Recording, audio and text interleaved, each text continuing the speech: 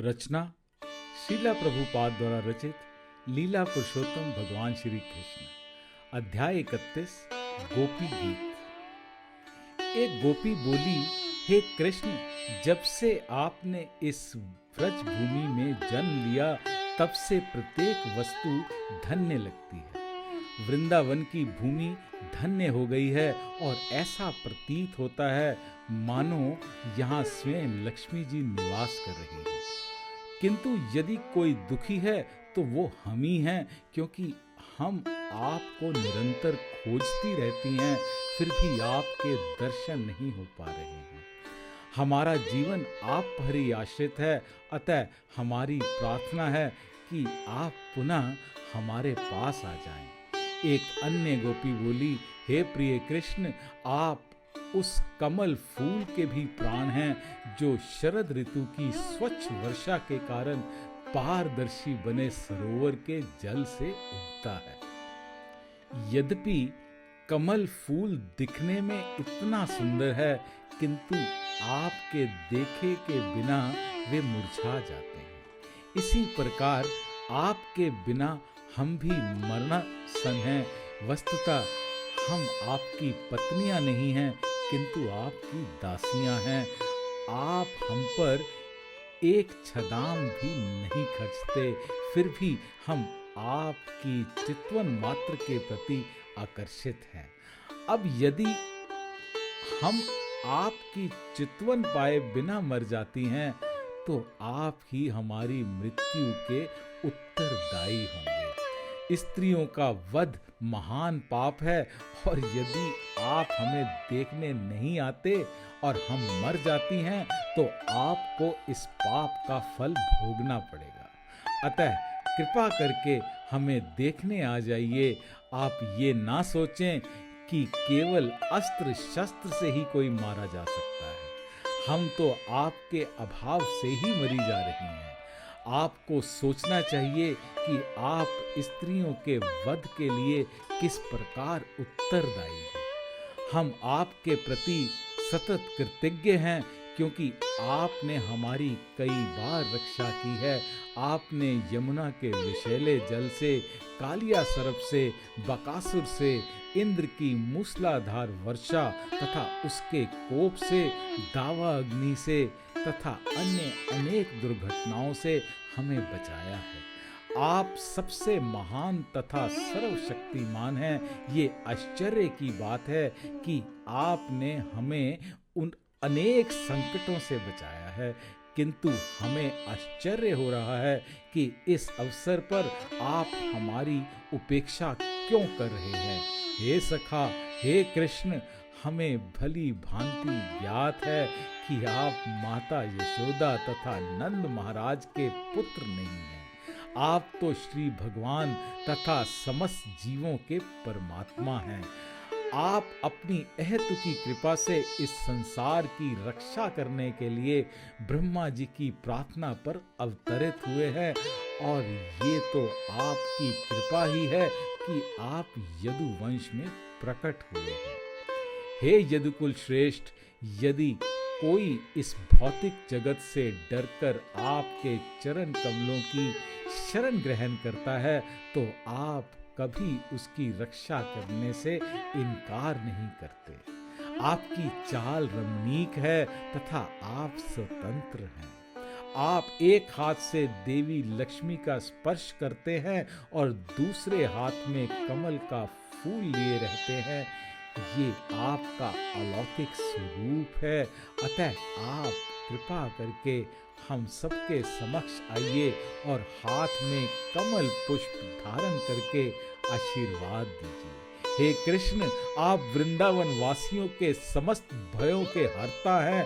आप परम शक्तिमान वीर हैं, और हम जानती हैं कि आप अपनी सुंदर मुस्कान से ही अपने भक्तों के वृथा गर्व को तथा हम जैसी स्त्रियों के गर्व को भी खंडित कर सकते हैं। हम मात्र आपकी दासियां हैं, अतः कृपा करके अपना कमल सरीखा सुंदर मुखड़ा दिखाकर हमें अंगीकार कीजिए। हे कृष्ण, वास्तव में हम सब आपके चरण कमलों का स्पर्श पाकर अत्यंत कामुक हो उठे हैं। आपके चरण कमल उन भक्तों के सभी पापों को ध्वंस कर देते हैं जो आपकी शरण में आए हैं। आप इतने दयालु हैं कि साधारण पशु तक आपके चरण कमलों की शरण ग्रहण करते हैं। आपके चरण कमल लक्ष्मी जी के भी निवास स्थान हैं और फिर भी आपने उनसे कालिया नाग के फनों पर नृत्य किया। अब हम प्रार्थना करती हैं कि आप हमारे वक्षस्थलों पर अपने चरण कमल रखें, जिससे आपका स्पर्श पाने की हमारी काम इच्छा शांत हो जाए। हे प्रभु, आपके कमल जैसे नेत्र कितने सुंदर तथा आकर्षक हैं। आपके मीठे वचन इतने मोहक हैं कि बड़े से बड़े विद्वान भी आकर्षित होकर आप पर प्रसन्न हो जाते हैं। हम भी आपकी वाणी तथा आपके मुख और नेत्रों की सुंदरता से आकृष्ट हैं। अतः आप हमें अपने समेत अमृत सदृश चुंबन से संतुष्ट कीजिए। आपके द्वारा बोले गए शब्द अथवा आपके कार्यकलापों का वर्णन करने वाले शब्द अमृत से युक्त हैं और आपके शब्दों के श्रवण मात्र से मनुष्य इस संसार की प्रज्वलित अग्नि से बच सकता है। ब्रह्मा तथा शिव जैसे महान देवता सदा आपकी वाणी की महिमा का गुणगान करते रहते हैं। वे ऐसा इस भौतिक जगत के जीवों के पाप कर्मों के उच्छेदन करने के लिए ही करते हैं। आपके दिव्य शब्दों के श्रवण मात्र से मनुष्य पुण्य कर्म के स्तर तक उठ जाता है। वैष्णवों के लिए तो आपके शब्द दिव्य आनंद देने वाले हैं, और जो साधु पुरुष आपके दिव्य संदेश को सारे संसार में वितरित करने में लगे हैं, वे उत्तम कोटि के दानी व्यक्ति हैं। इसकी पुष्टि रूप गोस्वामी द्वारा होती है, जब उन्होंने भगवान चैतन्य को अत्यंत दानी अवतार बताया, क्योंकि वे सारे संसार में कृष्ण के शब्दों तथा कृष्ण के प्रेम का निःशुल्क वितरण कर रहे थे।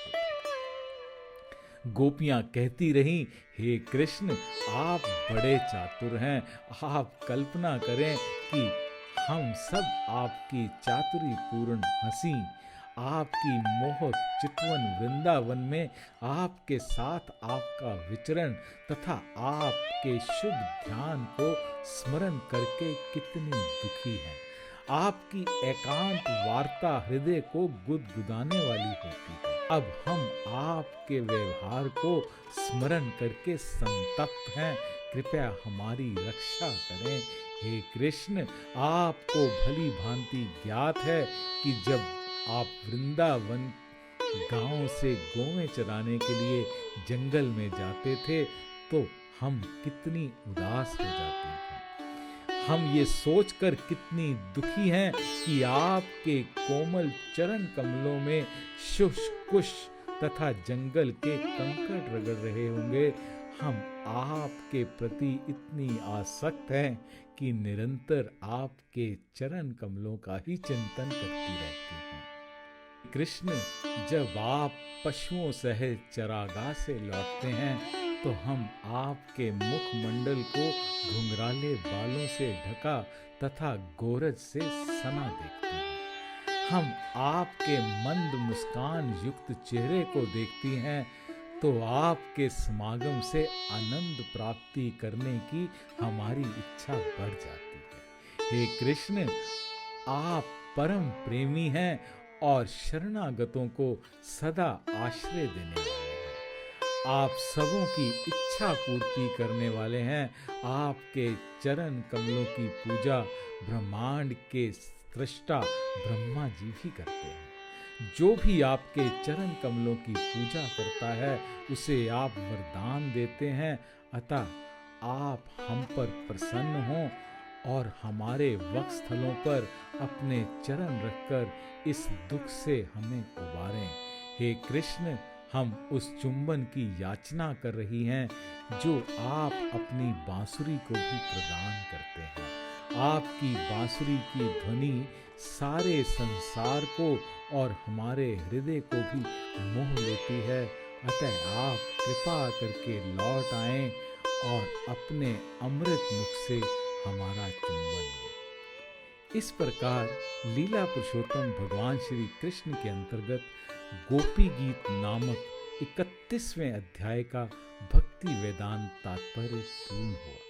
हरे कृष्णा।